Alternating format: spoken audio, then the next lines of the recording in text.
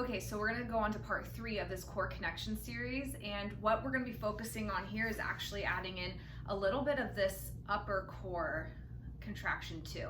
So we've already discussed on that inhale breath, diaphragm drops down, rib cage comes out, forward, side. Pelvic floor drops down slightly. And you might not be able to extraordinarily feel it. That's why I do imagine a lot. Sometimes I'm imagining this, like I'm going down to the basement slightly. I'm thinking of the sit bones coming apart. I'm imagining like I'm just gently thinking of letting out a little bit of gas. It's just that same idea of those muscles are moving a little bit. The more you practice it, the more you can kind of feel that. So that's happening on that inhale breath. And on that exhale, we're kind of counteracting that pressure with an activation of the pelvic floor and that lower core system. Now what we're gonna do is we're actually gonna add in a little bit of that upper core. So we've started on that exhale, pelvic floor, lower core, and at the very end, we're gonna think of that upper abdominal muscles kicking on slightly too.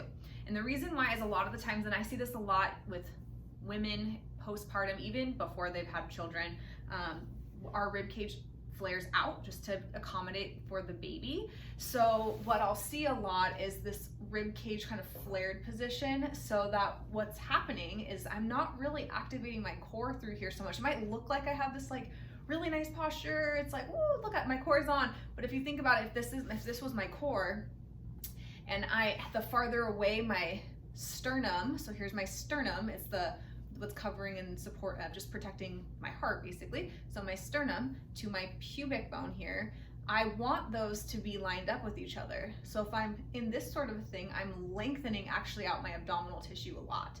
So I want to focus on thinking of slight connection of that breastbone of that sternum to my pubic bone down here. And that gets my whole upper core system kicking on too. So commonly what I'll see, flared out. The other thing I'll commonly see is that when someone activates their core, they'll pull in to this area right here and not really pull in lower abdomen. And we'll hear things like, I have a mom tummy, or I'll even hear sometimes like I have these like my rib boobs, like idea. This is kind of flared out and then I'm pulling in and pushing here. So I'm just not managing that pressure through the system very well. And truly, I'm probably not activating that core system correctly. So that's why getting these foundational steps in of focusing on that lower core before coming up through here can be really, really helpful. So I'm gonna have you lay on down onto your back again. And if you can have a pillow here, but actually it is a little bit more challenging as you take that pillow away. The reason why is because the more our head is back, the more these ribs tend to like to flare. So with our head up, it was kind of allowing those ribs to be down already. So see if you can remove that pillow away from your head.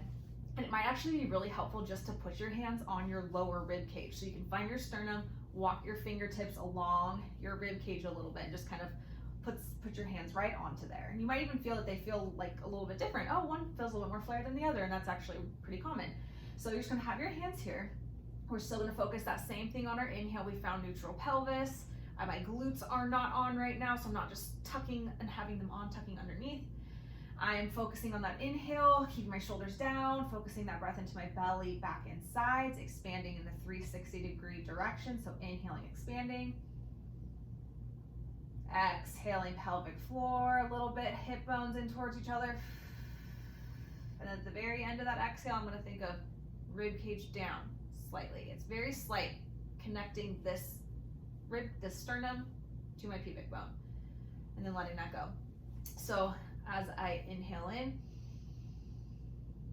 exhale, pelvic floor, hip bones in, rib cage slightly down, and letting that go. Inhale, expand. Exhale, hip bones, rib cage slightly down. Okay, so we're just focusing on that core connection there. Remember that inhale is just as important as that exhale. If I just have a quick inhale, I'm not gonna get that full body breath expansion and really get the core system kicking on with the breath and the movement there.